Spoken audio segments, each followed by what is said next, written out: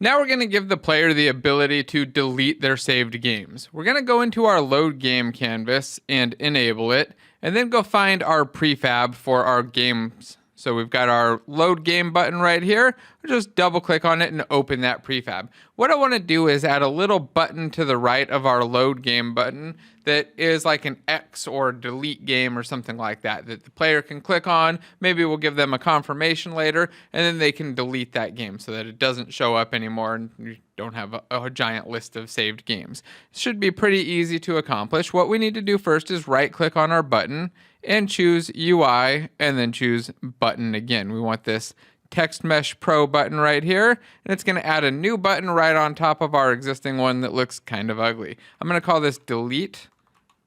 Let's see if I can spell that right. Delete button. And then I'll move it over to the right. If you didn't name it over here, you can always rename it right here. Let's go to the Rect Transform tool. I'll hold Alt and Shift and click to the right. I'm going to adjust the size to be 100 by 100 so that it matches with my button. Then move the position X over 100 more, the exact size of my width, so that it lines up perfectly and I've got this button just off to the right. Now I want to change the color of this to be red since it's my delete button, and then change the text as well. I'm going to scroll down. Oh, actually, no, I need to go over to the delete button, select the text, and then change our font asset right here. So here we're going to choose, we could go with the Bangers one or something else. I think I'm going to go with Roboto this time, though. I'll choose the let's go with the drop shadow and a white. I'm going to change the text to be a big capital X and then click the auto size. So now I've got this big X right here that I can click to delete a game. Next thing I need to do is hook up the delete game button though so that it actually does something. To do that, we'll go up to the load game button. And on our load game button script, we're going to add in a new method, one that'll allow us to delete a game. That way our delete button can just reference this and we don't have to write a whole bunch of extra code, add a bunch of extra scripts or anything like that. So keep it nice and simple and accomplish the task. So we'll open up our load game button.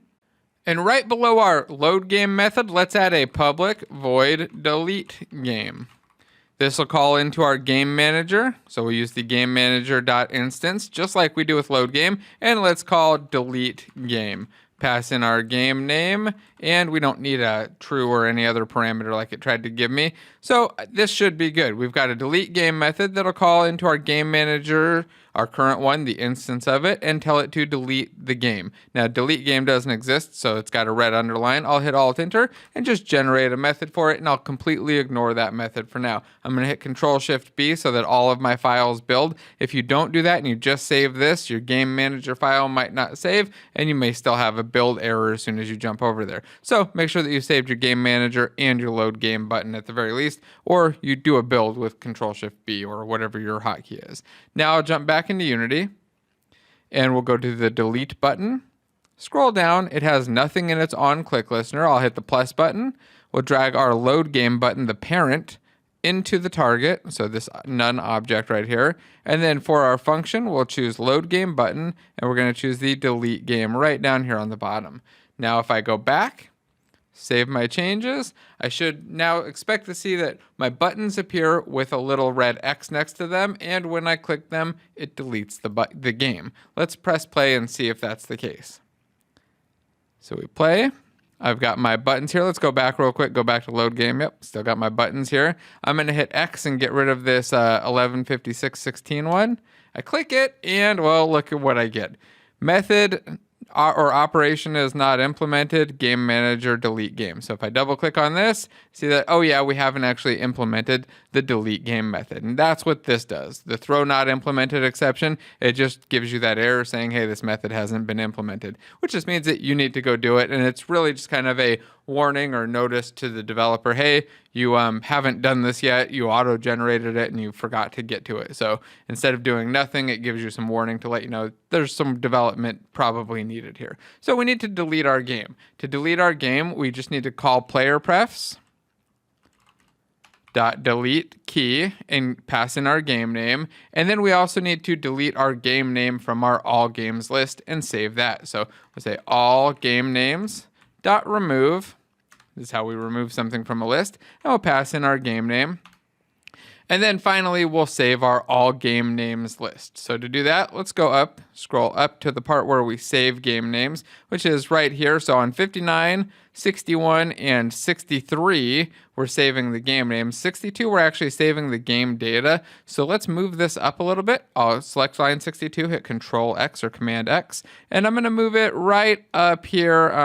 Let's do it right above line 56. So we'll add a new 56 that saves the game. Then all of this code below will be for dealing with the game names list. And these three lines here, 61, 63, and 65, are what I need to save all of the game names. So I'm going to delete out 62 and 63 now, just to clear it up, get rid of some extra spacing. Copy these lines, 61 through 63, that save the game names, creates the comma separated list from that list, and then saves off that list. We'll scroll down and paste it into delete game.